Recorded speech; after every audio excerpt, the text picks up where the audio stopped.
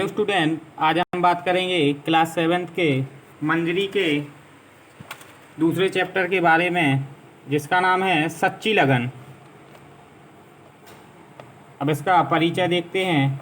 तो प्रस्तुत पाठ में अमेरिका के प्रसिद्ध राष्ट्रपति के प्रारंभिक काल के उनके प्रसंगों को संकलित किया गया। संकलित का मतलब इकट्ठा किया गया है, जो हम सभी के लिए बहुत प्रेरणादायक है। ये हमें बताते हैं कि यदि सच्ची लगन से अपने लक्ष्य को पाने के लिए प्रयत्न किया जाए तो हमें सफलता अवश्य मिलती है। अब अध्याय पढ़ते हैं। तो अखबारों के थोक विक्रेता के सामने एक दुबला पतला नन्हा बालक खड़ा था। उसकी कमीज व निकर में पैबंद लगे थे। अखबार वाला अखबार के बंडल गिन रहा था कि तभी उस बालक की करुण याचना उसके कानों में पड़ी। महाशय, क्या आप मुझे अखबार घूम घूम कर बेचने के लिए अपने पास रखेंगे? अपने पास रखेंगे, बड़ी मेहरबानी होगी। पहले कभी यह काम किया है? अखबार विक्रेता ने पूछा। नहीं, तो लड़के ने जवाब दिया, नहीं, पर मुझे भरोसा है कि मैं यह काम अच्छी तरह कर सकूंगा। हम जिसे अपने पास अखबार बेचने के लिए रखते हैं उसे जमानत के रूप में कुछ जमा करवाते हैं। तेरे पास क्या है जमा कराने को? बालक कुछ पलों तक सोचता रहा, फिर बोला, अपनी ईमानदारी। बालक के स्वर की दृढ़ता से अखबार वाला प्रभावित हो गया। उसने बालक को 10 अखबार बेचने के लिए देते हुए पूछा, तेरा नाम क्या है? तो बालक अपना नाम अब्राहिम बताता है। बालक ने बताया और अखबार बेचने निकल पड़ा नंगे पांव। उसने थोड़ी देर में वे 10 अखबार बेच दिए। वापस आकर अखबार वाले के पास पूरे पैसे जमा करा दिए और 15 अखबार लेकर और निकल पड़ा। शाम तक उसने कुल मिलाकर 50 अखबार बेच डाले। अखबार विक्रेता उसकी ईमानदारी से बड़ा प्रभावित हुआ। शाम को विक्रय के हिसाब से वह उसे पैसे देने लगा तो वह बोला, आप मुझे उतने ही पैसे दें जिससे मैं रात का खाना खा सकूं। बाकी अपने पास जमा कर लें, 2-3 दिन बाद इकट्ठे ले लूँगा। अखबार विक्रेता बड़ा चकित हुआ। तो अखबार विक्रेता है वो बड़ा चकित हो गया। 2-3 दिन बाद अब्राहम ने अखबार विक्रेता से जमा किए हुए पैसे मांगे और पूछा, क्या आप जानते हैं आज इन पैसों की ज़रूरत क्यों पड़ी? नहीं, मैं नहीं जानता, वह बोला। आज मैं पढ़ने के लिए स्कूल में दाखिला लेने जा रहा हूँ। दाखिला का मतलब एडमिशन होता है। और फिर उसने बताया कि वह एक अनाथ बालक है और पढ़ लिख कर योग्य व्यक्ति बनने और मजदूरी से अपनी जीविका कमाने के लिए अखबार बेच रहा है। दरअसल उसके माता पिता मरे नहीं थे। पिता ने दूसरा विवाह कर उसकी माता को छोड़ दिया था और उसका पालन करने में असमर्थ माँ ने उसे भी भाग्य के भरोसे छोड़ दिया। उसकी बात सुनकर अखबार विक्रेता स्तंभित रह गया। स्तंभित का मतलब वो अखबार विक्रेता था, वो हैरान रह गया। अब्राहिम सारा दिन अखबार बेचता और शाम को एक स्कूल में पढ़ने जाता। वह अपने काम के प्रति जितना ईमानदार था, पढ़ने में ही उतना तेज और बुद्धिमान था। वह सड़क की लाइट के नीचे बैठकर स्कूल से दिया गया घर का काम रात देर तक पूरा करता। रात होने पर जब उसे नींद आती तो अखबार विक्रेता की दुकान की देहरी पर ही एक टाट डालकर पड़ा रहता। क्योंकि वह ईमानदार था अतः अखबार वाला उसके प्रति दयालु था। कभी कभी वह उसे बख्शीश के रूप में कुछ अतिरिक्त पैसे भी दे देता था, पर अब्राहम एक पैसा बहुत सोच समझकर उपयोगी कार्य के लिए ही खर्च करता था। अधिकांश पैसे वह अच्छी पुस्तकें खरीदने में ही व्यय करता था। ना तो कोई फालतू शौक था, ना व्यसन था। तो ना उसे कोई फालतू शौक था, ना ही कोई फालतू की लत लगी हुई थी। 14 वर्ष का होते होते अब्राहम ने मिडिल परीक्षा पास कर ली। अखबार विक्रेता उसका मालिक बूढ़ा हो चला था और काम करने का उसका उत्साह पूर्वत ना रहा था। उसका सारा कामकाज अब्राहम देखता था। इतना ही नहीं, वह उसकी सेवा टहल भी कर दिया करता। मालिक ने जब उसे साप्ताहिक वेतन देता था, पर वेतन की कुछ राशि अपने खाने के खर्चे के लिए रखकर वह अपने मालिक के पास यह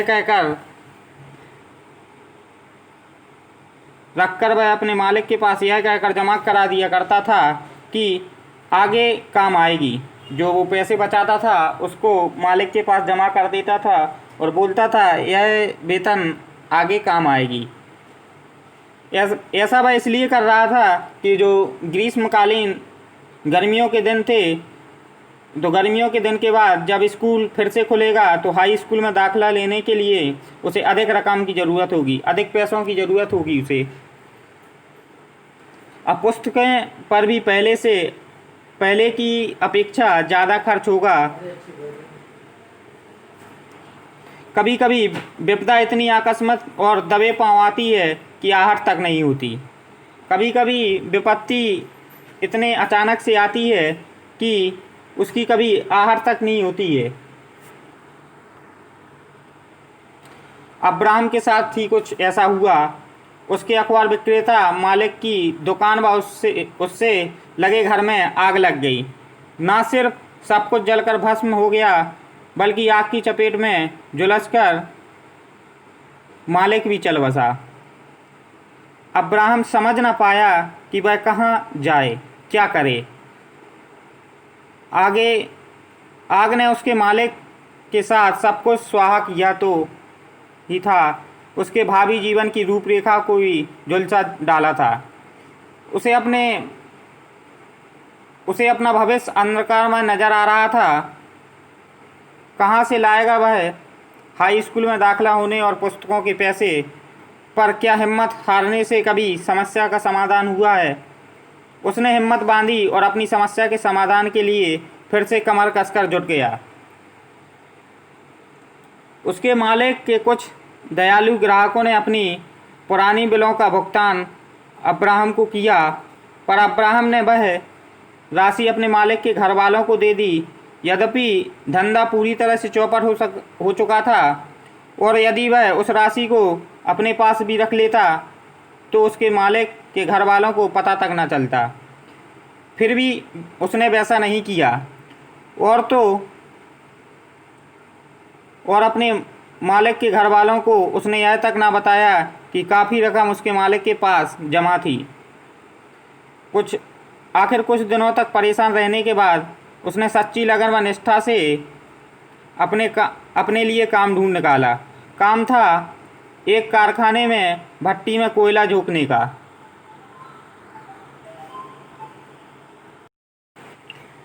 तो उसे एक कारखाने में भट्टी में कोयला झोंकने का काम मिल गया। इस काम से उसे जो भी पारिश्रमिक या वेतन मिलता था वह उसे 1 ही जून खाना बनाकर बाकी पैसे जमा करता था, क्योंकि अब स्कूल खुलने से एकमात्र रह गया था।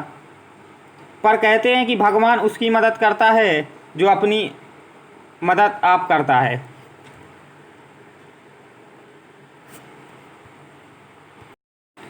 तो उसमें जो अपने भगवान उसी की भी मदद करता है जो अपने आप खुद की मदद करता है। कब लेखक यही कहना चाहता है। अब एक दूसरे अखबार विक्रेता ने जो उसकी योग्यता से परिचित था उसने अपने पास काम पर बुला लिया। अब वह दोपहर तक अखबार विक्रेता का कार्य करता था, उसके बाद कारखाने में जाकर काम पर जुट जाता था। जीवन में संघर्षों से उसने कभी मुख नहीं मोड़ा और स्कूल खुलने पर उसने ठीक समय पर दाखिला लिया। मिडिल परीक्षा में उसने प्रथम श्रेणी में उत्तीर्ण की, इसलिए उसे दाखिला मिलने में कोई कठिनाई नहीं हुई। यह जानते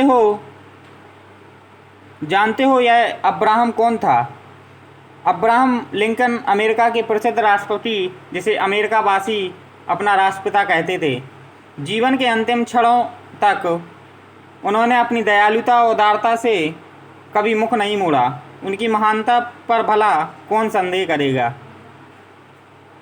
अब इस कहानी या इस संकलित पाठ से हमें ये शिक्षा मिलती है, जीवन में वही व्यक्ति सफलता अर्जित करता है जो परिस्थितियों से घबराता नहीं है और अपने लक्ष्य को पाने के लिए आगे बढ़ता रहता है।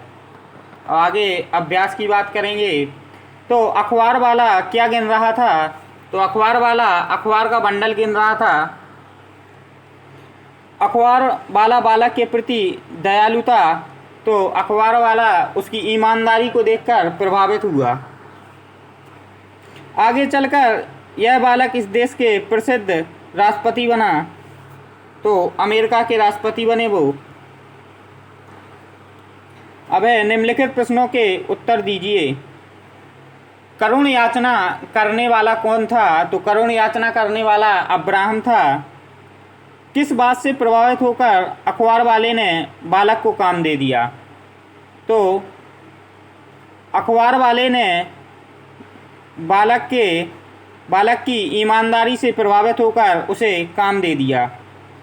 बालक अपनी बचत का पैसा किस में खर्च करता था? तो बालक अपनी बचत का पैसा पढ़ाई में खर्च करता था। क्यों हमें जीवन में आए संघर्षों से मुँह मोड़ लेना चाहिए? यदि नहीं तो क्यों नहीं? क्योंकि संघर्षों का सामना करके ही हम आगे बढ़ सकते हैं।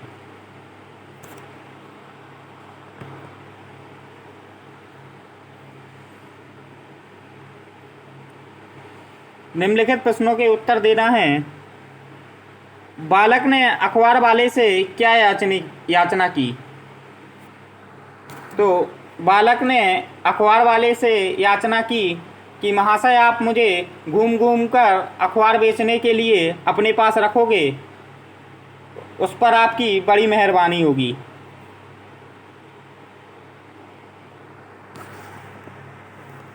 अगला है, अखबार विक्रेता बालक की ईमानदारी से प्रभावित हुआ, क्यों?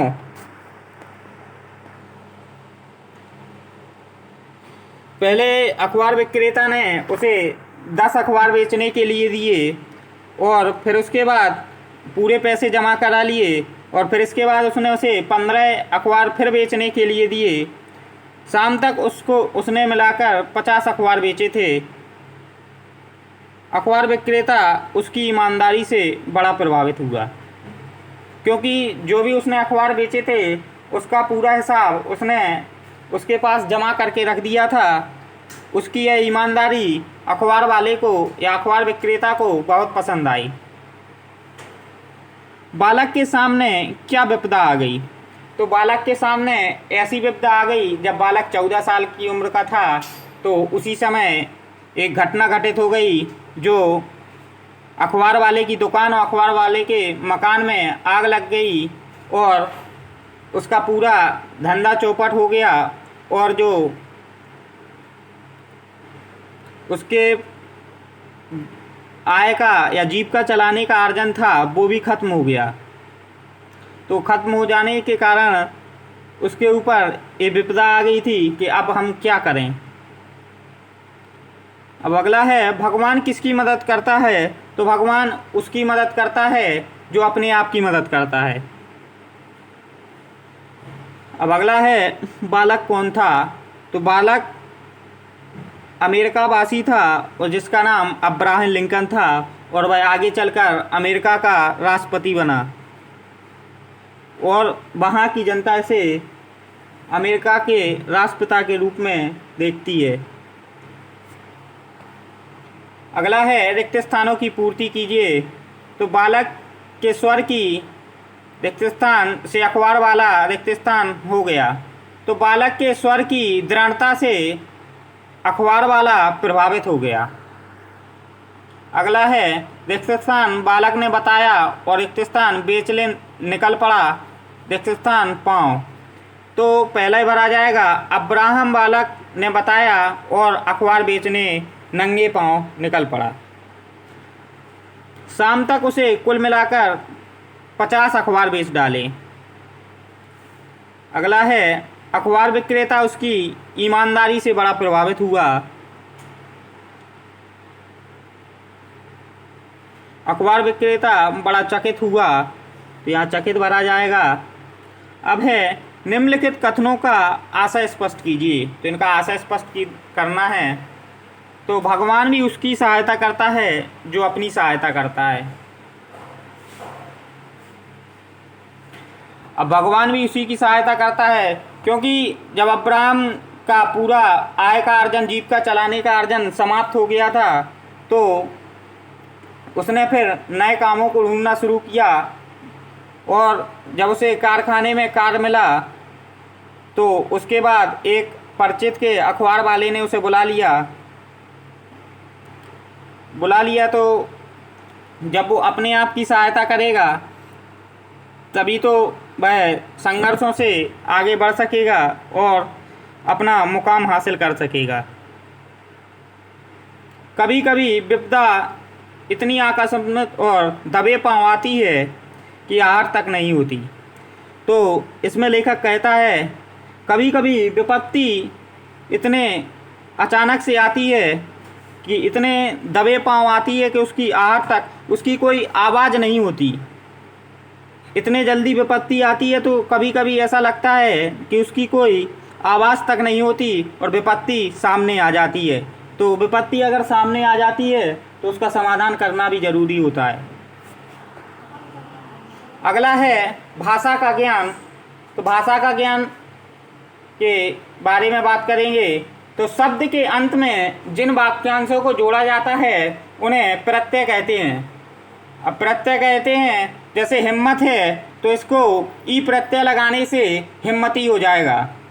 अब कुछ प्रत्यय होते हैं, ना प्रत्यय, इत प्रत्यय, आ प्रत्यय, आलू प्रत्यय, बाना प्रत्यय, मान प्रत्यय।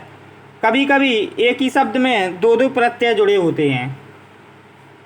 अब नीचे दिए गए शब्दों में प्रयुक्त प्रत्यय बताइए। तो घर वाला है, तो घर वाला में घर और इसको कैसे देखते हैं, तो इसका विच्छेद करते हैं। विच्छेद ऐसा होना चाहिए कि दोनों शब्द का कोई ना कोई अर्थ होता हो। अब घर है और वाला है, तो इसमें वाला प्रत्यय है। उपयोगी है तो उपयोग अलग हो जाएगा, ई इसका प्रत्यय हो जाएगा। अब श्रमिक है तो श्रम अलग हो जाएगा, एक इसका प्रत्यय हो जाएगा। अब उदार अलग हो जाएगा, ता इसका प्रत्यय हो जाएगा, तो उदारता हो जाएगा। अब जीव का है तो जीव अलग हो जाएगा, एका इसका प्रत्यय है। अब साप्ताहिक है तो एक इसका प्रत्यय है। अब बुद्धिमान है तो मान इसका प्रत्यय हो गया। अब दयालुता है तो ता इसका दयालु अलग हो जाएगा, ता इसका प्रत्यय हो जाता। प्रत्यय वे होते हैं जो शब्दों के पीछे जुड़ा करते हैं, जिसके अर्थ में परिवर्तन आ जाता है। अब स्तंभित है तो इसका स्तंभ हो जाएगा, इत उसमें प्रत्यय है। ईमानदारी है तो ईमान अलग हो जाएगा, दारी इसका प्रत्यय है। अब है निम्नलिखित वाक्यों में आए क्रिया शब्दों को रेखांकित कीजिए और लिखिए। आज इन पैसों की ज़रूरत क्यों पड़ी, तो क्या ज़रूरत पड़ी, तो किसकी ज़रूरत पड़ी, इस ऐसे देखते हैं क्रिया शब्दों को। तो इसमें क्रिया शब्द पैसा होगा। पिता ने दूसरा विवाह कर लिया, तो पिता ने क्या कर लिया, तो इसका होगा दूसरा विवाह, इसका क्रिया शब्द होगा। हर महीने कुछ पैसे मालिक के पास रखवा देता था, तो क्या रखवा देता था, पैसे मालिक के पास रखवा देता था, तो ये भी क्रिया शब्द हो गया। दुकान जल जाने पर कुछ नहीं बचा, तो क्या जल गया, दुकान जल जाने से, तो दुकान जल जाने से इसमें दुकान क्रिया शब्द है। कुछ ग्राहकों ने पुराने बिलों का भुगतान कर दिया, तो क्या कर दिया, तो कुछ ग्राहकों ने पुराने बिलों का, तो पुराने बिल इसमें क्रिया शब्द होते हैं। अब है जिन वाक्यों में क्रिया का निषेध या नकारात्मक रूप दर्शाया जाता है उसे निषेध सूचक वाक्य कहा जाता है। अब निषेध सूचक का मतलब, अब पहला है मंजुलिका भविष्य में डॉक्टर बनना चाहती है, तो मंजुलिका भविष्य में डॉक्टर नहीं बनना चाहती है। अगला है यहाँ आकर बैठो। यहाँ आकर नहीं बैठो तो इसका नकारात्मक रूप है, इसी को निषेधात्मक वाक्य कहते हैं। कमल सबसे आसानी से मित्रता कर लेता है, तो कमल सबसे आसानी से मित्रता नहीं कर लेता है। अब है मुझे अपनी शिकायत सुनना अच्छा नहीं लगता, तो इसमें नहीं लग गया, निषेध का मतलब नकारात्मक, तो नहीं का प्रयोग तो होगा ही। सौरभ कल आगरा चला जाएगा, तो सौरभ कल आगरा नहीं चला जाएगा। अब है शब्दों का उचित मिलान कीजिए। मिलान करना है शब्दों का, तो पारिश्रमिक है, हमने पहले ही बता दिया, पारिश्रमिक का मतलब वेतन होता है, तो इसका मिलान वेतन से होगा। दूसरा है स्तंभित, तो स्तंभित का मतलब हो गया हैरान। विपदा का मतलब मुसीबत। स्वाहा का मतलब नष्ट। समाधान का मतलब हल। व्यसन का मतलब लत। तो आपको हमने पूरे मिलान करके बता दिए। अब इसके है आगे है निम्नलिखित वाक्यों में शब्दों का क्रम ठीक करके वाक्य को शुद्ध कीजिए। तो शुद्ध करना है वाक्यों को।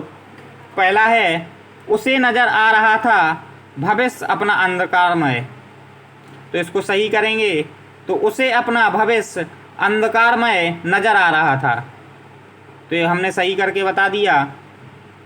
क्या हिम्मत हारने से समस्या का समाधान हुआ है कभी किसी का, तो इसको सही करना है। क्या हिम्मत हारने से कभी किसी समस्या का समाधान हुआ है, इसका सही वाक्य है। अगला है अब्राहम कौन था जानते हो, तो जानते हो यह अब्राहम कौन था।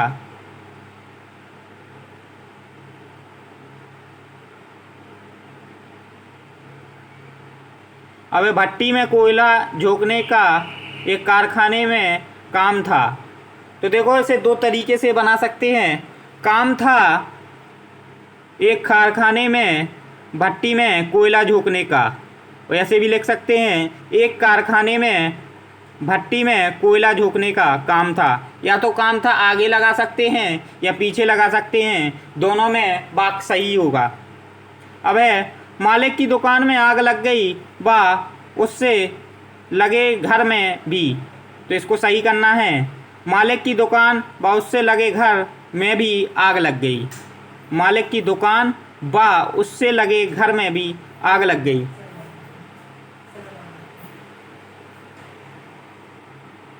ये आपका चैप्टर कंप्लीट होता है, और हमने आपको पूरा जो अभ्यास है पूरा करके बताया है। आपको इसे फेयर कॉपी पे ज़रूर करना है,